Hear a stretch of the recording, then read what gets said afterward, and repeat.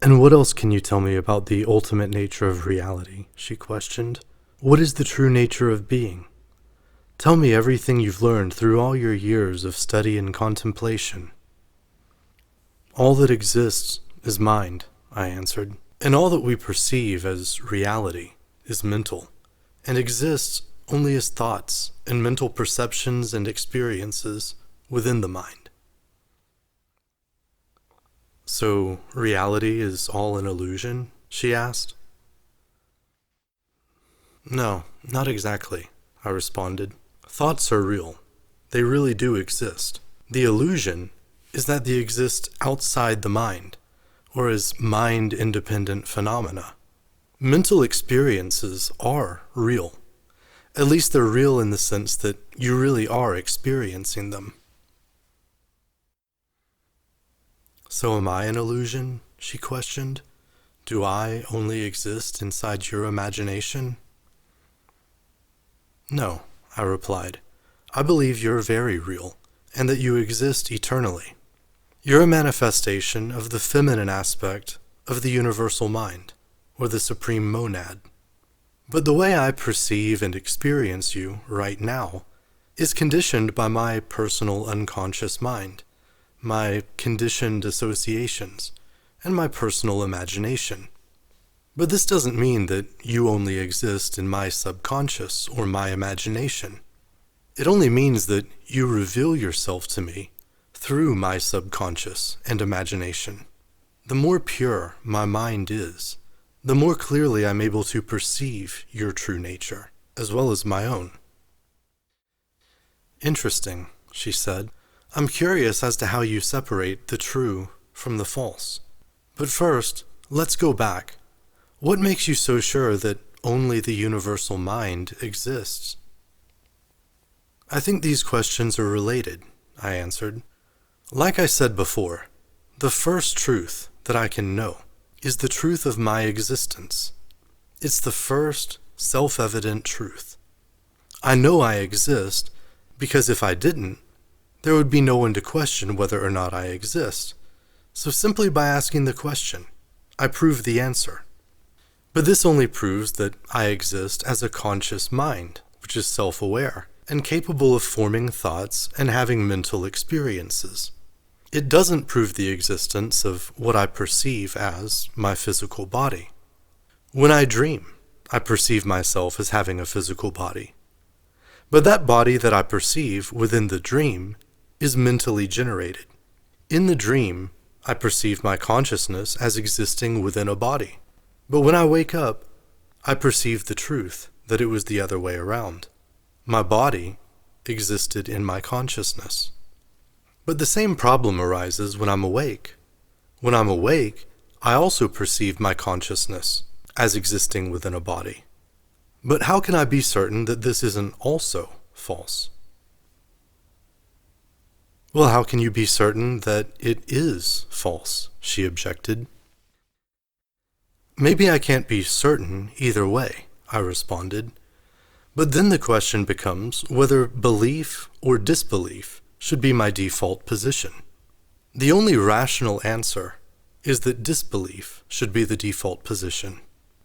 If I hold my hand out and tell you that I'm holding an invisible apple that you can't feel, smell, or taste, and that I can't possibly prove even actually exist, should you believe me or doubt me?" "I feel like you're an honest person," she said. "I don't think you would lie to me, so I think I would believe you. So let's imagine that I reach out and take the invisible apple from you, and bite into it, and tell you it's delicious. Would you believe me, or would you accuse me of faking it?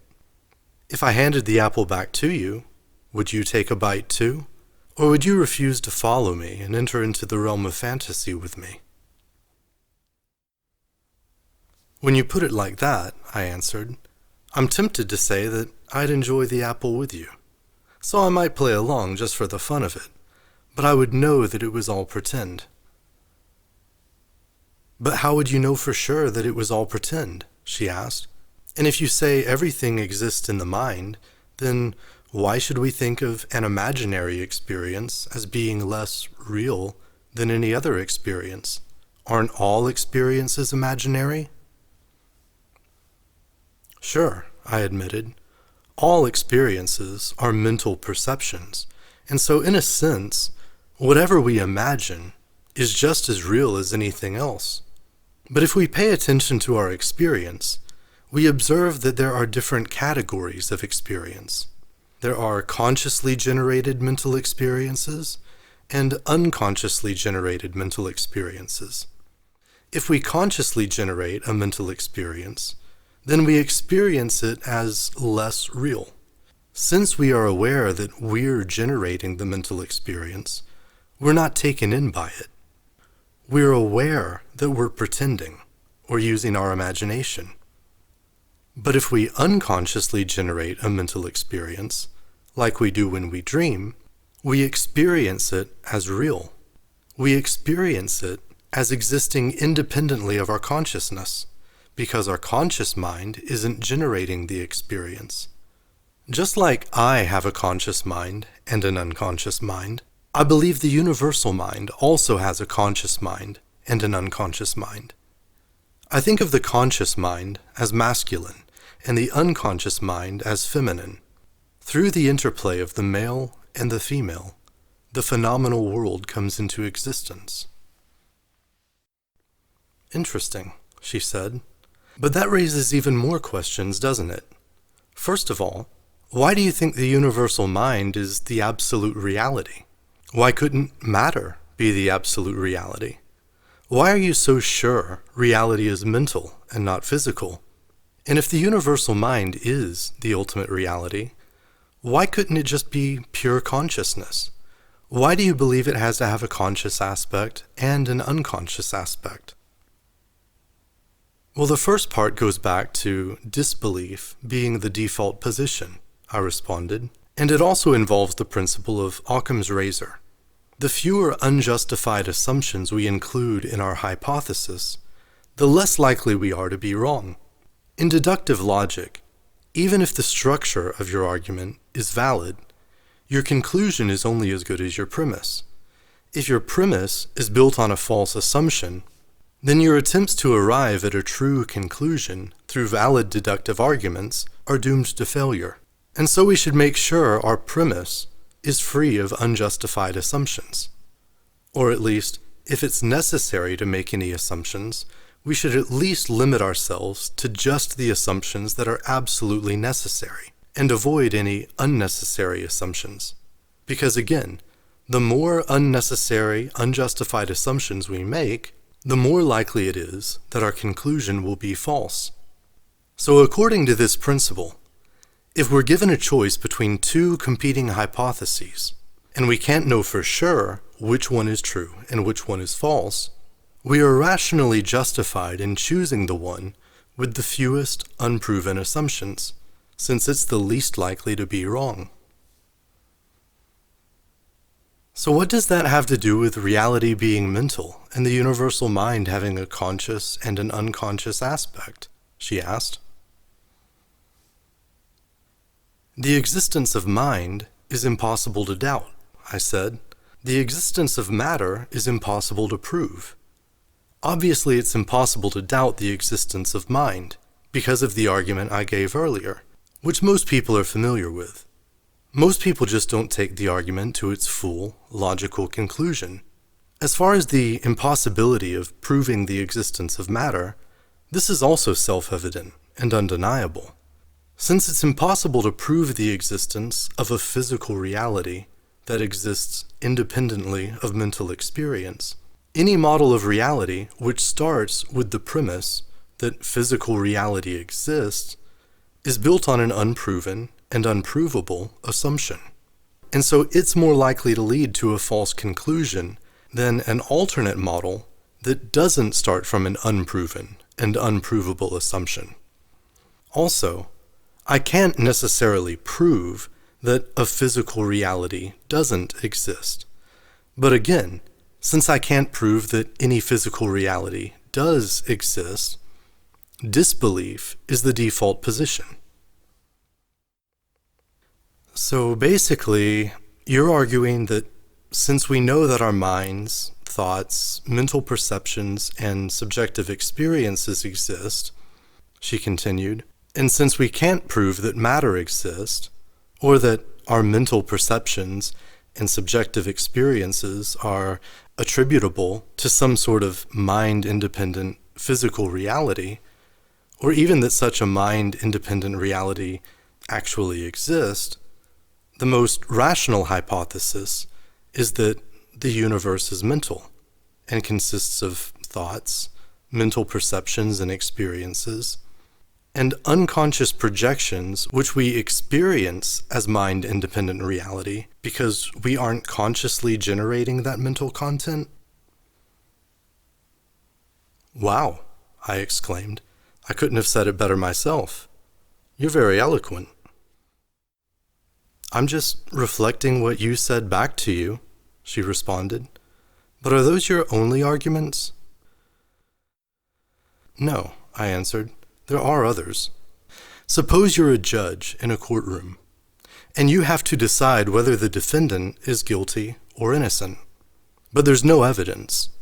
All you have to go off of is the testimony presented by the prosecution and the testimony presented by the defense. Obviously, one of them is telling the truth and the other is lying.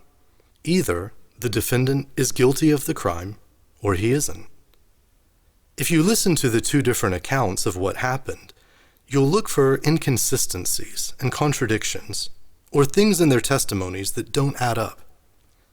There's a difference between a story that's hard to believe, or that seems implausible, and a story that's logically contradictory and impossible. If the two stories are mutually exclusive, and one must be true and the other false, then if one of the stories is logically impossible, the other has to be true, no matter how hard it may be to believe it. For example, if the plaintiff accuses the defendant of murdering him, obviously he's lying. Logically, it's impossible that he's telling the truth. If he were telling the truth, then he obviously wouldn't be alive to accuse his murderer. And so you would conclude that the defendant is innocent, even without having to consider any additional arguments or evidence. So what does that have to do with the question of whether the universe is mental or material? She objected. It has to do with the problem of consciousness, I responded. It's impossible to deny that consciousness exists. Again, that's just a self-evident truth that we can't deny without getting caught in a logical contradiction. Similarly, there's no possibility of denying phenomenal reality. There is definitely a universe of experience. We've considered the question of whether the phenomenal universe is mentally generated or whether it's material and mind-independent. And I've given a couple of arguments in favor of the mental universe hypothesis.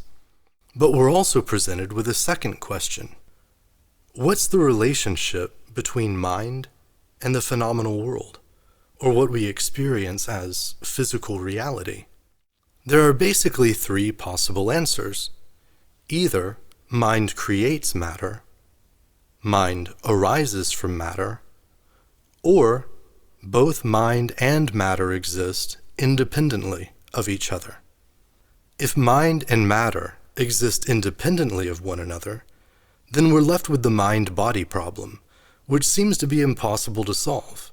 If mind and body are different substances, how do they interact? How do your thoughts, which are immaterial, affect the movement of your body, which is material? How could doing something physically to your body, which is material, cause your mind, which is immaterial, to experience subjective mental states of pain or pleasure, which are also immaterial? We don't have this problem if we assume the premise that mind creates matter.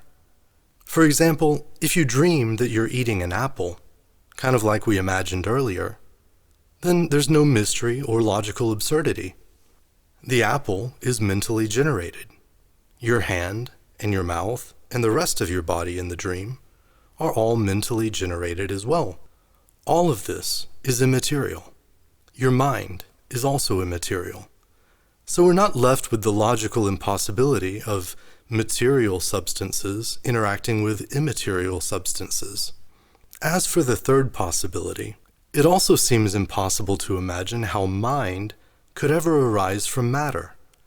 How could atoms, blindly bumping into each other, ever produce consciousness? How could unconscious matter produce conscious, subjective experience? No materialist has ever been able to solve the problem of consciousness. And I don't think it's just that they haven't found a solution yet. I don't see how, even in principle, there ever could be a solution to the problem of consciousness. I don't think it's simply a problem of ignorance, as if there is an answer but we just don't know what it is. I think it's a problem of logical impossibility. In principle, there seems to be no logical possibility of a solution. So as I see it, the problem of consciousness disproves materialism, just like the mind-body problem disproves dualism. So we've eliminated two of the three possible answers as logically impossible. And that leaves us with only one possible answer. Mind creates matter. No matter how hard that might be to believe, it's the only logically possible answer. With mentalism or idealism, there is no mind-body problem, and there's no problem of consciousness. Once we accept the view that only mind exists, and that what we call the material universe is mentally generated, the mind-body problem and the problem of consciousness disappear. So not only does the mental universe hypothesis avoid the unproven and unnecessary assumptions that the other two hypotheses are built on, but it also avoids the impossible problems that they ultimately lead to. Okay, she replied. I see your arguments, and I think it would be pretty hard for anyone to disagree with you, or try to defend either of the other two alternative positions. So let's say you're right, that the universe is mental, and that the universal mind is the absolute, ultimate reality. How is that different from solipsism?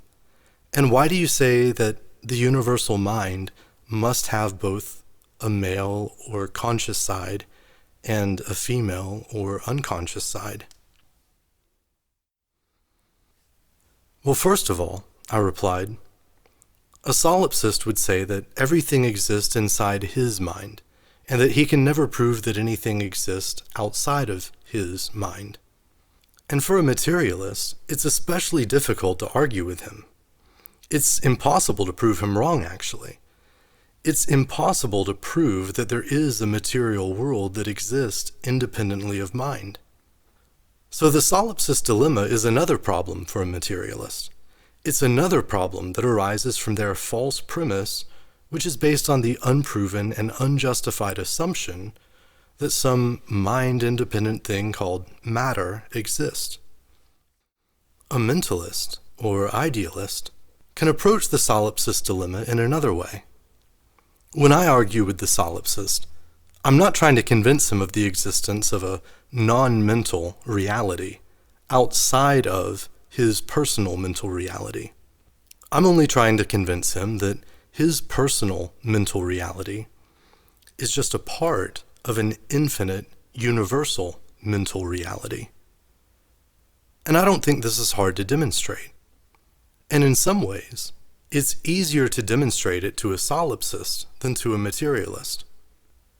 With a materialist, you might have to lead him to solipsism in order to free him from the prison of materialism. But he imagines that he is free, and he resists your efforts to free him because he imagines that you're trying to trap him in the prison of solipsism. I'm not. I'm only using the solipsist dilemma and the problem of consciousness to pry open the bars of the materialist prison. Once he's free from the failed hypothesis of materialism, he'll find that the door to the solipsist prison is actually unlocked and left wide open. But instead of walking out of the door, the solipsist has been throwing himself against the concrete wall of his cell. He does this because he doesn't understand that the materialistic fallacy is the root of the problem of solipsism. Mentalism cuts the problem off at the root and kills it. Materialism creates the problem of solipsism by dividing reality into two parts. There is objective reality and there is subjective reality. And they imagine that only objective reality is actually real. Or if subjective reality is actually real at all, it's at least less real in some way. But why? The solipsist correctly sees that subjective reality is actually all we know. We only know so-called objective reality through our subjective experience of it. But we can never prove that our subjective experience corresponds to an objective, non-mental reality. And so we imagine that there's an unknowable world which we can never really know directly. We're trapped inside the prison of our senses and mental perceptions.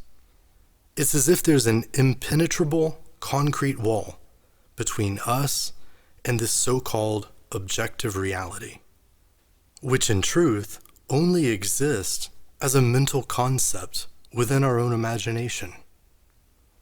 Once you understand this truth, the prison is turned inside out. You're not on the inside looking out. You're on the outside looking in. Really, there's no outside and inside. There is no outside. There's only inside. There is no objective physical reality out there. The subjective mental reality is all there is.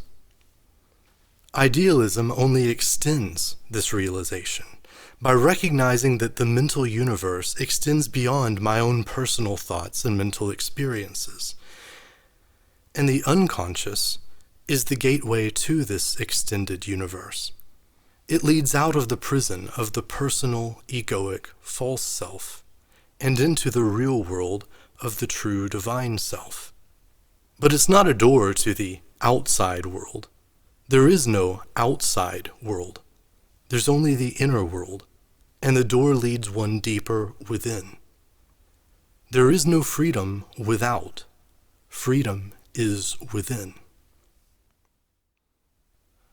That's really deep, she said. But let's say you escape from your prison cell through the door of the subconscious. Let's assume you find the real world inside, or what you call the true self. And I'm assuming that you're using that as another way of saying the universal mind, right? Wouldn't that just be solipsism on a universal scale? Yes, the universal mind is the true self, I answered. It's also the real world, since only the true self is objectively real. What most people call objective reality is actually subjective reality, and only exists within the universal mind of the true self. You could say that it's like solipsism on a universal scale. You could call it divine solipsism. But then again, solipsism on a universal scale isn't really solipsism, is it? A prison is only a prison if it limits your freedom, or keeps you from enjoying a life of freedom outside the walls. But what if the prison contained everything in existence? What if it contained anything you could ever possibly imagine? What would it mean to call it a prison? What would it mean to describe omniscience, omnipotence, and omnipresence as solipsism? This divine solipsism isn't a prison. It's ultimate freedom. So it's this ultimate freedom you seek? She asked me. Yes, I answered, but ultimate freedom would be the ultimate prison without you by my side. Ah, I see, she said. So you want me as your escort? I might use a different word, I replied, but yes. If I didn't have faith in you, she said, I might think you simply wanted to use me, You want to escape, but in order to do that, you must rescue me. So I seem to be merely a means to an end, don't I? Well, if the question is one of faith, then maybe faith is the answer, I suggested. So do you have faith in me? No one really knows whether or not they have faith until their faith is tested, she answered. So if you want to know the answer, what good is it to ask whether or not I have faith in you? The only way to know the answer to this is to put my faith to the test. And so what sort of test do you suppose we might propose? I suppose the test would be whether you choose to follow me out of the prison or not, I answered. If you have faith in me, you'll follow me. But do you have faith in yourself? She asked. If you have to ask me whether I have faith in you, maybe it's because you're not sure if you're worthy of my faith in you. If you question my faith in you, maybe it's because you lack faith in yourself. And how can I have faith in someone who lacks faith in himself? So tell me, do you have faith in yourself? As you've said, I replied, you never really know whether your faith is real until it's tested. And so what sort of test do you suppose we might propose? I suppose the test would be whether you trust me to follow you out of the prison, she answered. If you do, then you won't need to look behind you to see if I'm still behind you. You'll have faith in my faith in you because you'll have faith in yourself. If you don't have faith in yourself, you'll betray your lack of faith by looking back to see if I'm still behind you.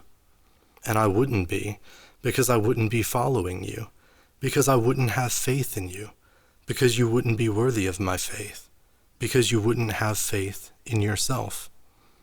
But if you have faith in yourself, you'll never lose faith in me, and you'll know that I'm right behind you the whole way. So if you can find your way out of this prison without ever looking back, you'll see me again on the other side. Do you accept this test? Yes, I answered. Don't say yes unless you're sure of your answer. It's still not too late to change your mind. Look behind you. The entrance to the cave is still wide open. You can see the light from the world above shining down into this cavern and casting shadows on its walls. Are you so sure that I'm not merely one of these shadows? How quickly would the shadow of my memory fade from your mind if you chose to return to the world outside this cave? My soul would fade away just as quickly, I said, and I would be nothing more than a shadow. The light of that world is darkness to me. It's false light. And the brighter it shines, the more it hides the true light. But it can only hide it. It can't destroy it. So the true light remains. It's just hidden. And that world out there calls this hidden light darkness. And so I've entered into the darkness of this cave to escape from the false light of the world outside that blinds men to the true light. I intend to journey into the depths of this cave until I enter into the very heart of darkness, where the source of all light is concealed. But how can you be so sure? She asked. And what if you're wrong? What if the light of the world outside is the only light there is? What if you journey into the heart of darkness, only to discover that darkness is all there is? What if you find yourself hopelessly lost in eternal darkness? If there's any doubt in your mind whatsoever, you should turn back now and climb back out of this cave while you still can.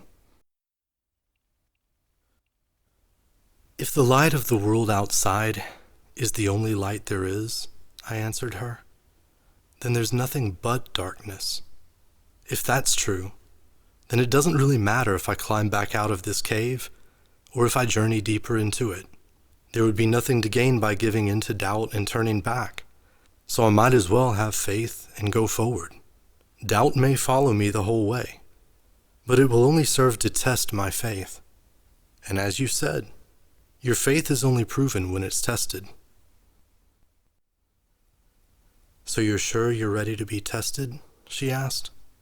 You're sure you're ready to step into the darkness and never look back? Yes, I answered. Then lead the way, she said.